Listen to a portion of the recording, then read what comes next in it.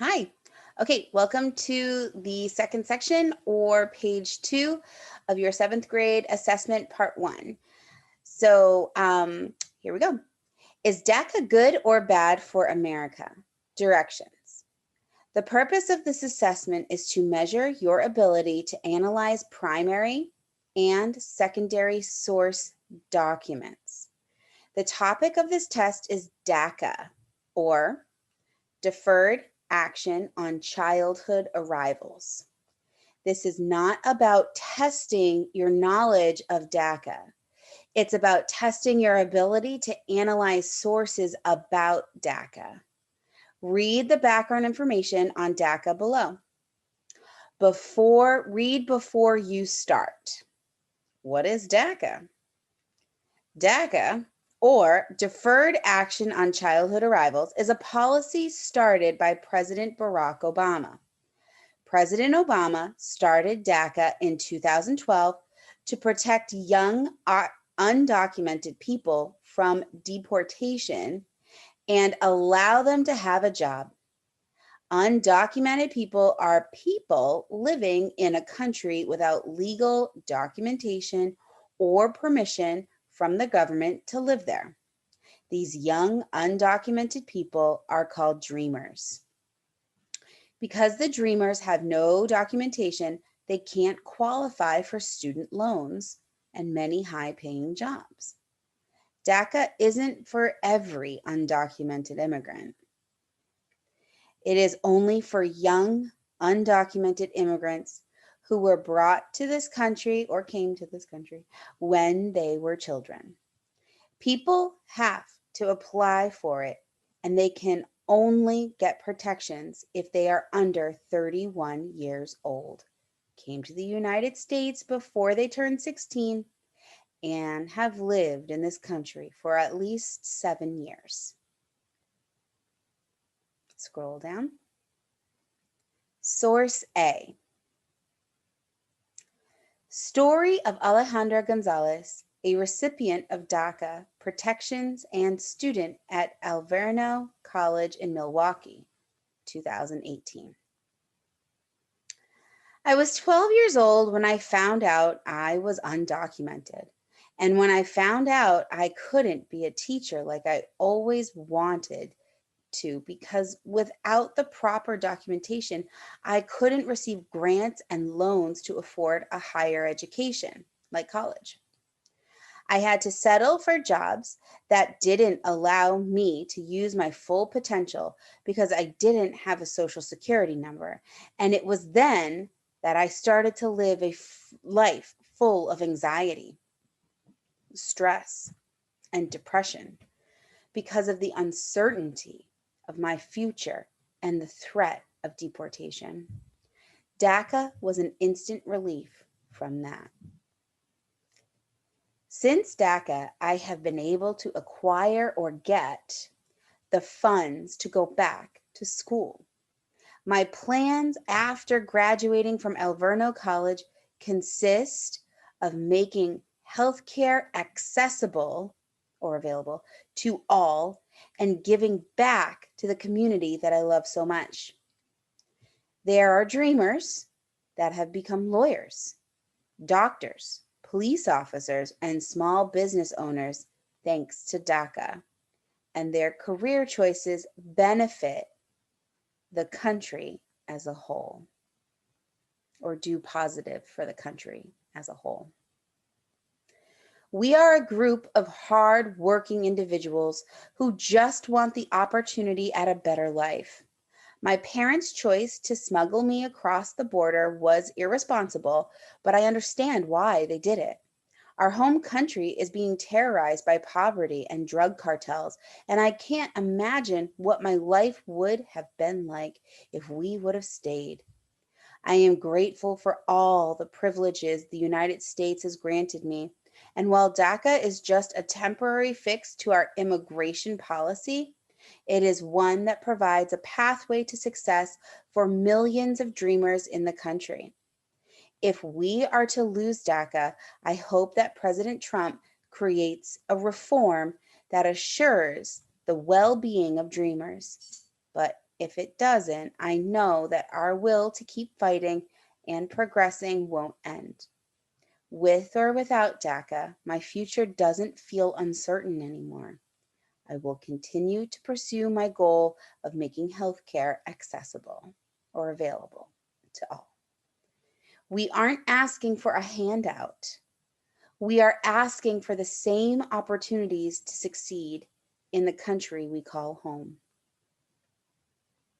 Okay, that was source A, and that was the story of Alejandro Gonzalez. Moving on to source B. Source B is Britannica Pro-Con Debate, DACA, 2012. Congressman Bob Goodlatte, I think it's Goodlatte you say?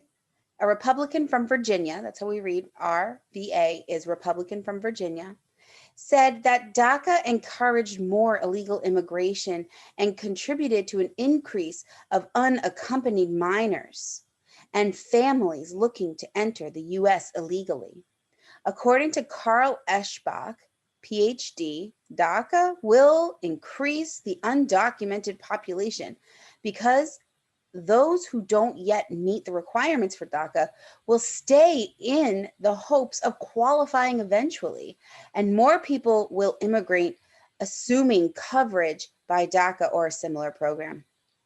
Some vocab to know from that quote: PhD means an expert in a certain area of study, means that they become like a doctoral student or a doctoral candidate of that area of study. So like I could be a PhD of education, or you have a PhD of medicine, and that's a doctor that you go see at like the hospital.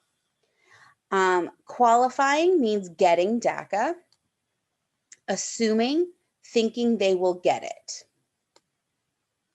Okay. So now I'm going to ask you a couple of questions that go along with source A and source B. Let's take a look at the first question. Do sources 1 and 2 have similar or different opinions about DACA? First choice, first answer choice. Do you think source 1 and source 2 have similar opinions? Or do you think source 1 and source 2 have different opinions? Make your choice now. I'll read it again.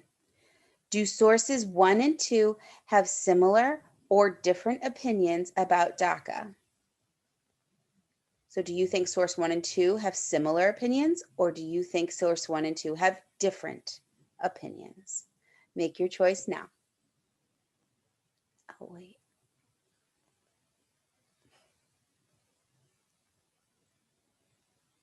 If you need more time, pause the video.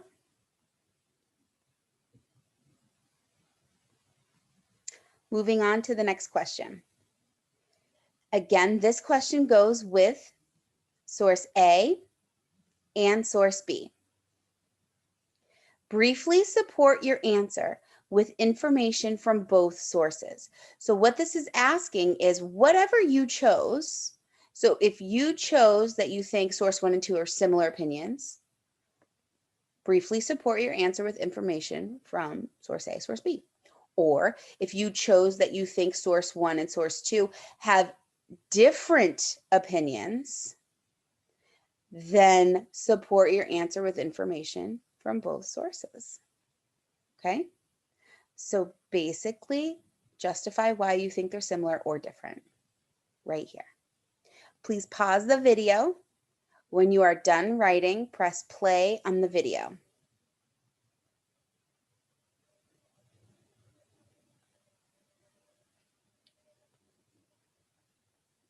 Okay, let's move on.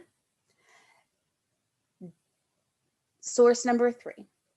Does this data show fact or opinion? How do you know? Explain by citing the information in the source. So let's look through the source. Source number 3. Remember, it's asking you, is it showing fact or opinion? The rise and fall of undocumented immigrants in the United States. On the x-axis, or the line down here, are years.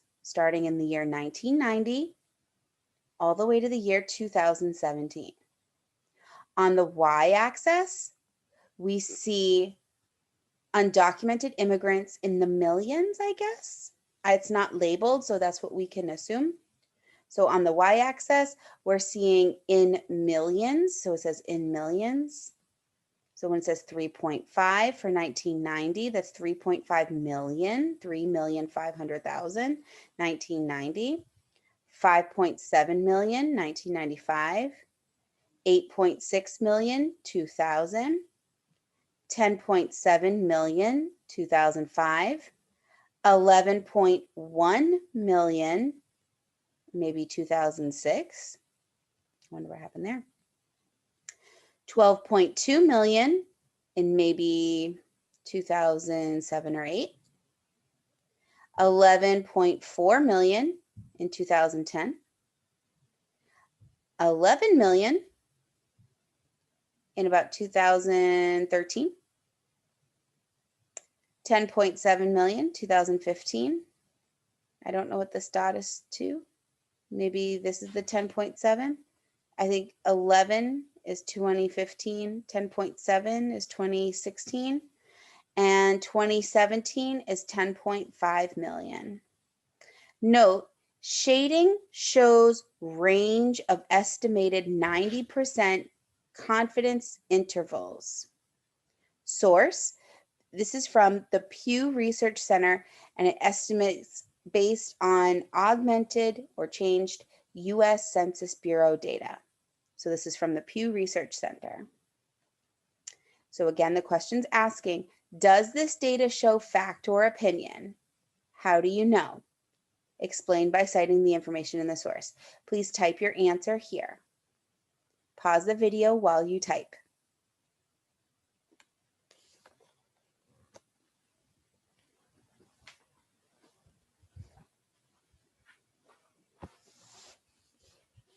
Okay. The next question has to do with the same source, source number 3, with that chart that we just talked about.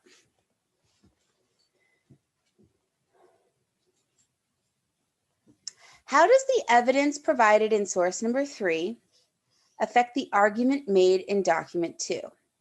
So, how does this source in number 3, how does this information in source number 3 affect the argument made in source B? Take a second to read over source B again. Do you think it strengthens the argument, weakens the argument, or it has no impact on the argument? If you need to rewind the video and listen back to source 3's information or to source 2's information or source B, go for it. Rewind, pause.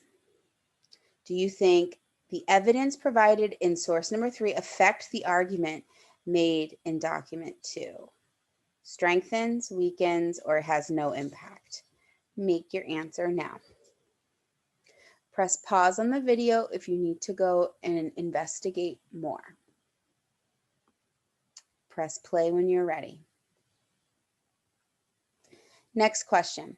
Briefly support your answer using information from both sources. So if you think it strengthens the argument, say why, and cite stuff that you see in the sources. If you think it weakens it, say why. Use information from the sources. If you think it doesn't have an impact on the argument at all, explain why you think that. Use information from the sources. Pause the video here while you type out your answer. Press play when you're ready. Long right. Last question. And we're going back to the big question we talked about at the top. Is DACA good or bad for America? You should include a thesis statement, a clear argument, and a supporting evidence from at least 2 sources. You should go and click on your graphic organizer if you need support for this writing.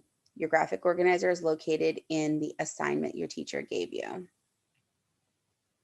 Again, the question is DACA good or bad for America? You need to argue this.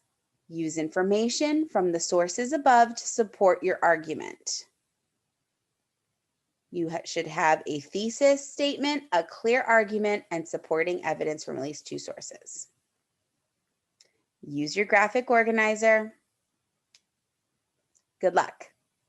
When you are done, press the submit button and you're done with your assessment. If at any time you need me to read you these things over again, just rewind the video and press play again. It was my pleasure reading you the test today. Thank you so much and good luck.